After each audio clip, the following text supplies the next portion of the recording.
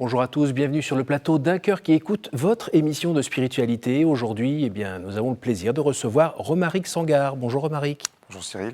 Alors, vous avez édité il y a quelque temps un livre qui s'appelle Conversion aux éditions Léo Cher. Je crois qu'on va tout simplement vous demander pendant cette émission de nous raconter cette conversion. Mais juste avant, je vous invite à nous lire un extrait de texte de votre choix.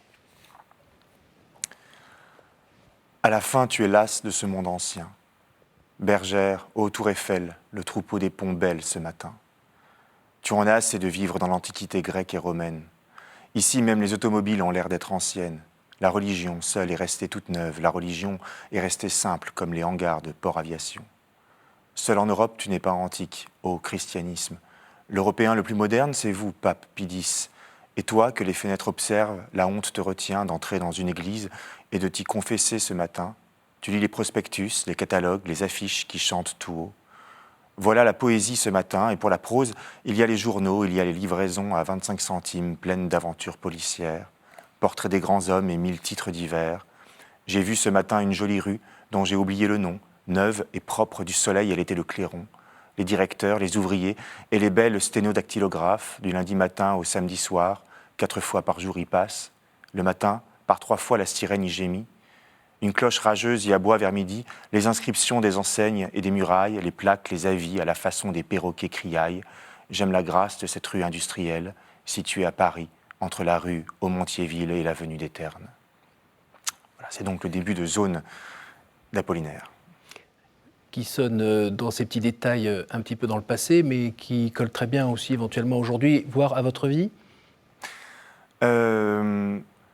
À ma vie, je ne sais pas, mais c'est vrai que ce qui me fascine, j'ai mis une des phrases que j'ai citées là en exergue de mon livre Conversion, sur cette modernité du christianisme. Seul en Europe, tu n'es pas antique au christianisme, dit Apollinaire, dans ce poème Zone, qui est un manifeste de la modernité, justement en littérature. Et j'ai toujours été fasciné par les poètes, par les créateurs et par ceux qui rénovent véritablement, qui inventent des formes.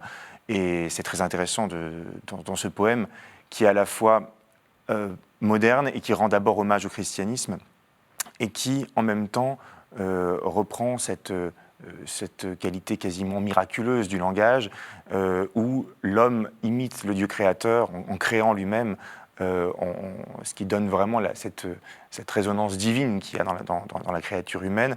Et avec cette espèce de grande simplicité d'Apollinaire qui dit juste voilà la jeune rue et tu n'es encore qu'un petit enfant, ta mère ne t'habille que de bleu et de blanc. Dieu dit que la lumière soit, la lumière est, et Apollinaire, bien en une phrase, invente comme ça une scène, une époque passe d'une ville à l'autre, juste en proférant. Et il y a quelque chose d'extrêmement simple, d'extrêmement démiurgique, en fait, dans ce poème que je trouve tout à fait éblouissant. Comme l'art de nommer les animaux. Oui, c'est ça. Oui, c'est la contribution de l'homme. L'homme co-créateur. L'homme co-créateur, oui, voilà, tout à fait. C'est quand même étonnant, cette modernité de la vie de Jésus et de son message qui a juste un peu plus de 2000 ans. Oui, qui est même, finalement, on est dans une époque où il y a le mythe du progrès est très fort, très puissant, très mobilisateur, bien qu'il en ait. Disons qu'après Auschwitz et Hiroshima, il est un peu... pris un peu quelques coups. Néanmoins, il semble que seul l'esprit est véritablement neuf en réalité. Seul l'esprit est neuf parce que seul lui est véritable création et la seule nouveauté, c'est cette réactualisation permanente de l'esprit, on va dire. Avec un majuscule ou minuscule ? Majuscule, oui. Alors, pour vous situer un petit peu, aujourd'hui, vous travaillez comme journaliste à l'Incorrect, vous avez la quarantaine. Mais vous vivez à Paris, mais au départ, vous êtes plutôt né du côté de Grenoble, tout à fait. Cette jolie contrée, avec des jolies montagnes, on a envie d'aller faire du ski assez vite. Et là-bas, vous êtes né dans une famille qui était catholique, pas catholique ? Qui était post-catholique, on va dire, c'est-à-dire non observante, mais de tradition catholique. Après, j'étais dans un collège et un lycée privé catholique. Donc j'ai été quand même baigné dans cette atmosphère-là, même si à cette époque, moi, personnellement, j'étais absolument pas croyant. Et vous étiez sensible à quelques figures parmi les professeurs ou dans votre famille qui donnaient un peu envie de plutôt faire le bien et d'éviter le mal, pour être un peu caricatural ? Je pense qu'au lycée, enfin, je me souviens qu'au lycée, il y avait 2 ou 3 élèves qui avaient une vraie recherche spirituelle, qui étaient d'une foi assez rayonnante, alors même que moi, j'étais plutôt dans un rejet assez radical de la religion, bizarrement, ces élèves-là m'impressionnaient et j'avais de l'estime pour eux, chez qui la foi n'était pas un décorum ou une espèce d'apparat social, on va dire, mais témoignait d'une vraie profondeur. Pourquoi, lors de l'adolescence, vous aviez ce rejet aussi fort? Alors, de la religion et peut-être de la foi? Bon, un peu de tout, en fait. Oui. Oui, j'avais un rejet, je pense, du monde adulte. Je pense que c'est l'adolescent, l'enfant croit naïvement au monde adulte, l'adolescent fait le procès général du monde adulte. Ça, c'est un instinct assez classique. Et il y avait, je sais pas, je pense une espèce d'instinct très rebelle chez moi, entre guillemets, où je voulais tout secouer comme ça pour voir ce qui tenait ou ce qui ne tenait pas. Et donc il y a eu dans cette... puis j'associais peut-être aussi l'ordre chrétien, je commettais cette erreur d'associer l'ordre chrétien à l'ordre adulte, alors même que cet ordre adulte était complètement déchristianisé. Depuis un petit moment, oui. Oui. Mais bon, de la même manière qu'il y a aujourd'hui jamais eu autant d'antifascisme depuis que le fascisme est mort depuis 70 ans, il y a un anticléricalisme extrêmement virulent alors que plus personne n'a été brûlé pour blasphème depuis bien longtemps, du point de vue catholique en tout cas. Et pendant cette adolescence, vous avez eu l'impression de faire beaucoup de casse finalement, quand vous regardez a posteriori, de casse chez vous, de casse autour de vous, parce qu'à force de secouer les poignets, parfois on peut casser des branches. Oui, je sais pas. Enfin, disons que ça faisait partie de ma quête. C'est de cette manière-là que j'ai tenté, en tout cas, de raconter ma conversion dans ce livre que j'ai un peu pris comme une forme de défi littéraire. Mon idée, c'était, d'un point de vue littéraire, comment raconter comment un jeune homme, à l'époque, au début du XXIe siècle, accomplit un chemin initiatique qui le ramène à la Sainte Église catholique et romaine. Et c'est comment raconter ça, alors même que chez moi, ce chemin de conversion n'a pas été, a été très lent, très progressif, en dépit du fait que je réagis beaucoup plus au coup de foudre ou à la révélation dans mon mode d'avancée ou d'appréhension du monde, beaucoup plus qu'à la raison ou à la dialectique philosophique. Ma conversion, elle, pourtant, a été un très très long cheminement. On le sent bien. Voilà. Et donc je ne sais plus quel était le début de la question, mais voilà, c'est la fin de la réponse. En tout cas. Est-ce qu'il y avait une part un petit peu d'autodestruction à un moment? Oui. Est-ce que la façon dont vous composiez de la musique pour votre groupe Sight, par exemple, ou Sight, pardon, est-ce que c'était juste hurler au monde une sorte de haine, ou c'était aussi se la crier à soi? C'était quoi? C'était une époque très intéressante. Alors c'est vrai que dans le livre j'appelle Sight, mais le groupe s'appelait Forbidden Sight, parce que je voulais mettre un peu de distance par rapport à ce groupe-là qui a pu représenter quelque chose. C'était là dans la fin des années 90, c'était le moment où le black metal est arrivé, qui était une espèce de punk des années 90, c'est-à-dire de rébellion extrêmement virulente. Mais je pense que c'était... C'est-à-dire que, évidemment, il y a des tas de choses... Il y a tout un négatif là-dedans. Mais moi, je le vois un peu comme le fait que cette jeunesse-là, qui était imprégnée ce genre de choses, captait tout le négatif. On était dans une époque, à la fin des années 90, qui était très démoralisante et à la fois qui prônait le grand triomphe du bloc occidental après l'effondrement de l'Union soviétique. Et donc, on était dans la fin de l'histoire. Et on a gagné, on ne sait pas ce qu'on a gagné, mais on a gagné. Et c'est le parc d'attractions, voire le camp d'attractions pour tous jusqu'à la fin du monde. Et donc il y avait dans cette musique une espèce de volonté de s'intéresser à la mort, à la souffrance, au négatif, à tout ce qui était occulté en fait par ce monde matérialiste et objectif. À partir de là, c'était quelque chose d'intéressant. Enfin, il y avait un réactif là-dedans. Voilà. Vous parlez d'occultisme, vous avez tenté quelques petites choses de ce côté-là? Oui, malheureusement, j'ai un peu à toucher à ce genre de choses. Vous êtes fait peur? Disons qu'avec du recul, je sais objectivement que c'est dangereux et que j'aurais pu y perdre beaucoup plus, quoi. Mais Qu'est-ce qui est dangereux? disons qu'on ne réveille jamais impunément ce genre de force-là. Est-ce que vous pourriez aussi nous dire un petit mot sur ce qui a donné, qui a un petit peu déclenché votre quête spirituelle de manière un peu plus approfondie? Apparemment, c'est plutôt une fêlure dans le cœur, une histoire d'amour. Oui, alors ça a été mon rapprochement du christianisme était déjà avancé, je veux dire, mais oui, il y a eu un moment critique dans mon existence qui est qu'en dépit du fait que je m'étais rapproché du christianisme, mais que je vivais comme un pari pascalien, c'est-à-dire que je n'avais pas vraiment la foi, je me disais simplement, intellectuellement, soit il y a Dieu, et ce Dieu, le Dieu des chrétiens, et tout est justifié, en dépit du fait que tout a l'air très bancal, soit il n'est pas, et alors dans ces cas-là, rien n'est rien finalement, et autant en finir tout de suite. Mais c'était une posture abstraite et purement intellectuelle. Je n'avais pas de ressenti spirituel pour autant. Et puis il y a eu cette rupture, oui, avec Estelle, avec qui j'avais vécu une histoire d'amour extrêmement puissante et qui me donnait, elle, en réalité, cette passion amoureuse me donnait le goût du divin. Oui. Cette rupture remettait tout en cause et me ramenait en fait à ce questionnement métaphysique du tout ou rien, soit Dieu justifie tout, soit finalement rien ne vaut rien. Et j'ai repris d'ailleurs dans mon livre cette expression que c'était Barlet d'Aurevilly avait eu sur Huysmans et sur Baudelaire, en disant l'auteur après un tel livre n'a plus le choix qu'entre les pieds de la croix ou la bouche d'un revolver. Oui. Et moi, c'est ce qui m'est arrivé, non pas après un tel livre, mais après une telle rupture. Bon, c'est assez fréquent, c'est qu'à un moment donné, là, il était temps de choisir et d'aller au bout de ce questionnement, parce que j'étais face au gouffre. Je perdais tout ce qui justifiait spontanément, finalement, mon existence précédemment. Et à ce moment-là, justement, la littérature, les amis, la musique, ça pesait plus grand-chose? Ça vous retenait pas? Ça suffisait pas? Non, ça suffisait pas, non. Après, la littérature...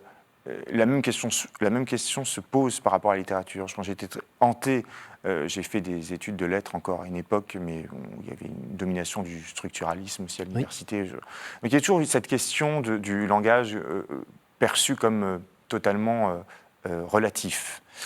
Mais moi, c'est quelque chose que je trouvais,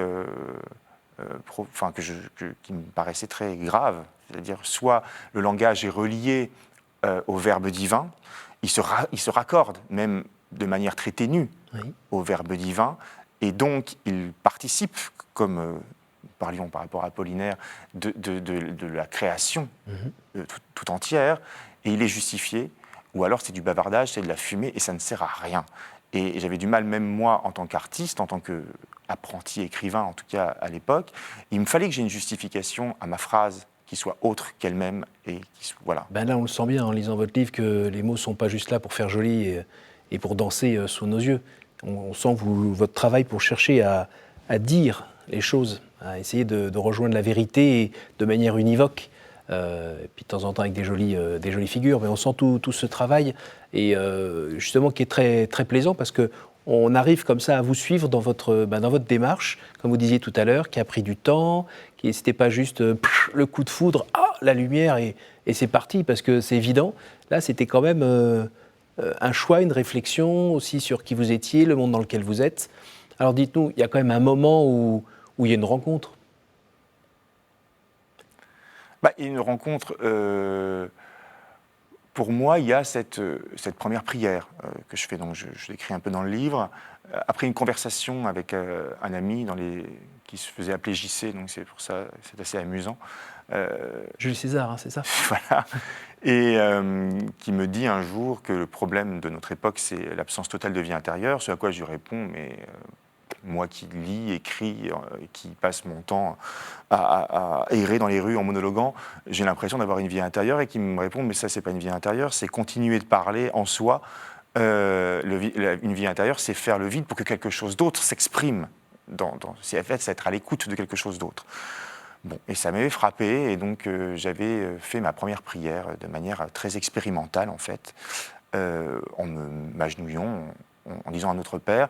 Pareil, dans un point de vue un peu pascalien, faites les gestes de la prière et puis la foi viendra. C'est un peu de cette manière-là que j'avais appréhendé.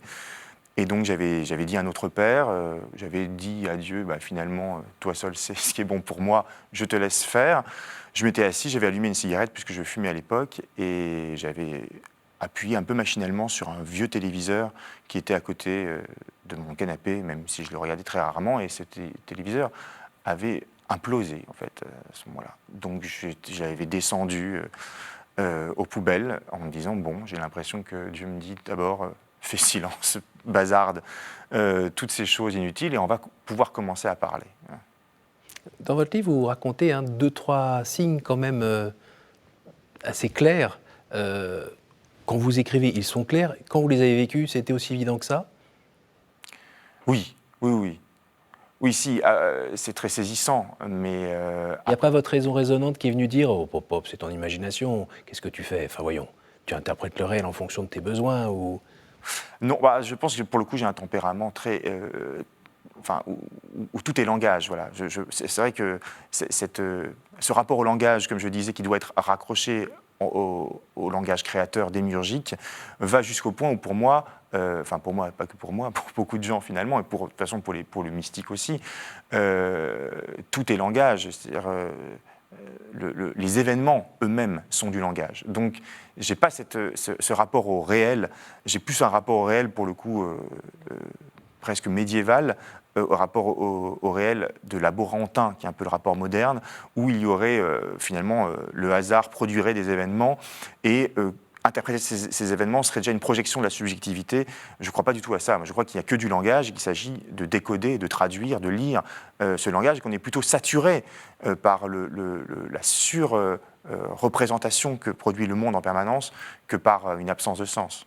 Et comment y distinguer le sens et pas se tromper, quoi? Ah oui, non, en revanche, c'est très dangereux, tout à fait. Enfin, c'est très dangereux, c'est très délicat parce que c'est très facile de vouloir sans arrêt surinterpréter dans le sens qui nous arrange. C'est la question de la prière, c'est-à-dire réussir à trouver une forme d'humilité de manière à écouter de manière juste ce qui nous est, ce qui nous apparaît, ce qui se révèle à nous, qui surgit en nous et qui n'est pas la projection de notre orgueil, de notre désir. Voilà. Donc c'est réussir, cela dit, à une forme d'épure. Sinon, on passe son temps, en effet, à continuer de projeter nos désirs sur la réalité et à prendre ça pour des révélations, alors que c'est un pur miroir. Oui. Finalement, vous êtes revenu dans l'Église? Oui. Quand? Comment? Eh bien, j'ai fait une confirmation à Notre-Dame de Paris à la Pentecôte 2007. Donc j'ai d'abord fait un chemin, évidemment, de catéchuménat. Mais ça a été pour moi l'acte public qui officiellement, puisque j'ai été baptisé à ma naissance, qui manifestait mon retour à l'Église. Oui. Et depuis? Depuis, j'ai continué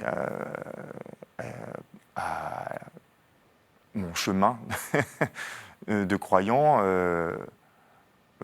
en découvrant sans arrêt des choses plus passionnantes. Alors une fois qu'on s'est engagé, on ne touche plus le sol, on a toujours la tête dans le ciel et la vie est merveilleuse et tout va bien comme sur des roulettes? Non, mais il y a une chose, non, bien sûr, il y a des grands moments de découragement, d'obscurité, de trouble, de confusion. Comme avant? Pas comme avant, parce que maintenant, j'ai l'expérience du fait qu'à un moment ou à un autre, en tout cas jusque-là, on m'éclaire sur l'épreuve. On me donne des aperçus. Il y a une espèce de miséricorde de Dieu qui fait qu'il ne nous les abandonne pas. Il y a des flashs, et d'un coup, on voit la scène, on comprend ce qui se passe, et on peut continuer. Et j'ai rarement été abandonné très longtemps dans la perplexité ou la confusion totale. Donc maintenant, quand je suis dans le trouble, je sais que ça ne durera pas. Voilà. Est-ce que cette expérience de Dieu est transmissible? Ça fait un peu sujet de bac, mais... Oui, bien sûr, elle doit être transmise. C'est comme le langage, c'est de la communication, c'est la lumière se diffuse, donc il faut qu'elle soit transmise. Après, par quels moyens? Je pense que ça dépend aussi de... Alors voilà, moi j'écris, donc évidemment, par la littérature, je pense que c'est ma manière à moi, en tout cas, de refléter la lumière ou la lumière qui m'est donnée. Vous citez aussi 2-3 auteurs, grands auteurs, qui aussi se sont convertis. J'étais très fasciné, oui, notamment dans ma période plus black metal. J'ai été fasciné par le romantisme et par le symbolisme. Et c'est une période extrêmement riche. Et il y a toutes les fins de siècle se ressemblent, comme disait Huysmans. C'est vrai qu'il y a toute cette troupe des Baudelairiens, enfin par d'Aurevilly, puis Huysmans, Blois. Huysmans, Blois, Villiers, l'Isle-Adam, cette espèce de triumvirat de la littérature décadente, ce sont tous des gens qui se convertissent, et c'est très intéressant parce qu'ils sont amenés aux mêmes questions qu'au XXe et qu'au XXIe siècle. Ils partent d'un monde très athée, ils sont parfois socialistes à la base, de manière parfois très virulente, et puis ils vont toucher parfois à l'occultisme, au satanisme, à des tas de choses, et finalement ils vont tous se convertir, comme si au bout de l'expérience, c'est ce que je dis aussi dans mon livre, il me semble que n'importe quelle aventure intérieure, si elle est poussée suffisamment loin, ne peut aboutir qu'à la folie, la conversion ou la mort. Ces auteurs-là se sont tous convertis. On connaît aussi beaucoup de grands poètes et de grands écrivains du 19e et du 20e siècle qui se suicident ou qui deviennent fous. C'est une véritable épidémie, en réalité. Jésus, aujourd'hui, pour vous, qui est-ce ? Celui vers lequel je m'achemine et qui me relève quand je tombe. C'est un ami, un frère ? Oui, mais après, il y a toujours cette question de la double nature du Christ qui est vertigineuse. À la fois, c'est un ami, et à la fois, c'est le plus lointain, le plus incroyable, le plus inaccessible, et à la fois, il y a cette complicité. C'est ce qui est... En fait, il pensait déjà une crucifixion de l'esprit. C'est d'ailleurs une des choses les plus extraordinaires, je trouve, dans le christianisme, c'est qu'on tient toujours ensemble deux vérités normalement impossibles. Et donc, cette espèce de...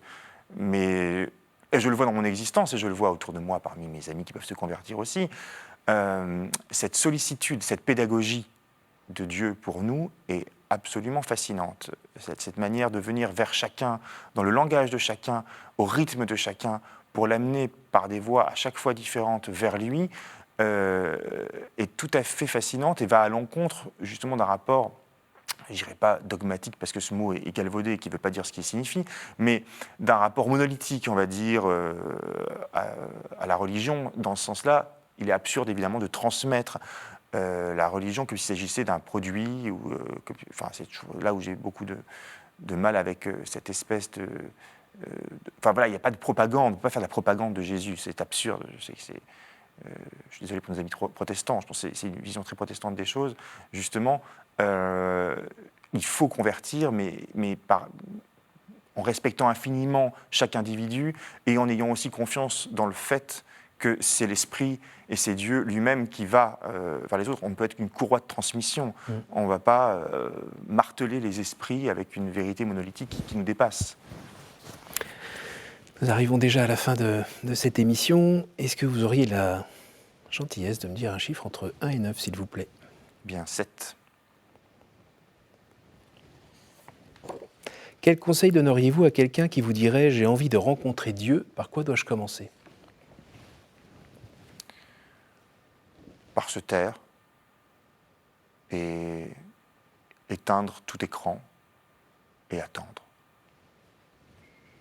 À nouveau, un chiffre entre 1 et 8. 2.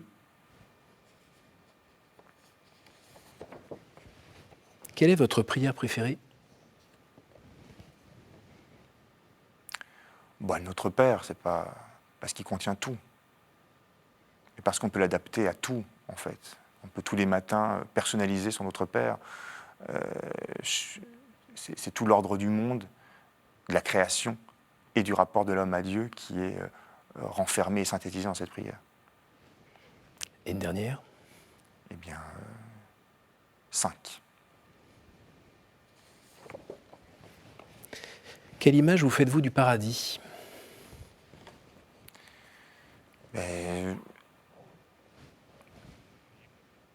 Je ne m'en fais pas une image précise parce que je pense que justement s'en faire une image, c'est tout de suite le limiter, en faire quelque chose d'un peu grotesque. Je pense que le paradis, c'est d'abord un moment paradoxal, comme le corps de gloire du Christ est quelque chose d'impossible à penser, de paradoxal, où il y a à la fois les charmes, l'intérêt, la beauté de la chair et de l'incarnation, et plus aucune limitation de la chair et de l'incarnation. c'est quelque chose qui n'est pas pensable. Et donc, quand on se fait une image du paradis, on s'en fait une image soit trop charnelle, soit trop abstraite. Et ni l'une ni l'autre ne me conviennent, ni le tunnel de lumière, ni un banquet gaulois éternel n'a pas vraiment d'intérêt. Donc, j'essaie de ne pas m'en faire une image trop précise. Merci beaucoup, Romaric. Merci d'être venu nous partager votre chemin de conversion. Merci. Je rappelle que vous avez écrit aux éditions Léo Cher, Conversion, voilà, avec une couverture très claire, fond noir, croix d'or. C'est synthétique. Voilà. Merci à vous tous pour votre fidélité. Si vous voulez revoir cette émission, n'hésitez pas à le faire grâce à notre site www.ktotv.com. Vous voyez, on a quand même des belles rencontres sur ce plateau. Alors si vous voulez en avoir une autre excellente, je vous donne rendez-vous ici la semaine prochaine. Bonne soirée.